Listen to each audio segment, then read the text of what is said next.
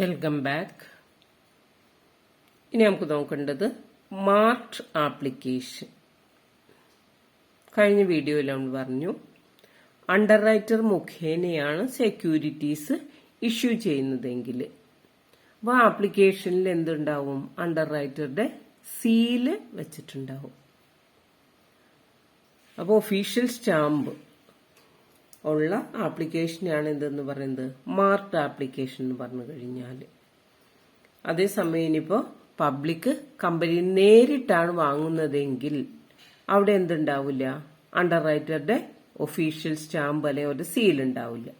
അപ്പൊ അങ്ങനെയുള്ള ആപ്ലിക്കേഷനെയാണ് നമ്മൾ പറയുന്നത് അൺമാർക്ഡ് ആപ്ലിക്കേഷൻ. മാർക്ഡ് എന്ന് പറഞ്ഞാൽ അണ്ടർ റൈറ്ററുടെ ഒഫീഷ്യൽ സ്റ്റാമ്പ് ഉള്ളത് അല്ലെങ്കിൽ അവരുടെ സീൽ ഉള്ളതിനാണ് മാർക്ഡ് ആപ്ലിക്കേഷൻ. നോക്കാം നമുക്ക്. Applications bearing the official stamp of each of the underwriter are called marked application.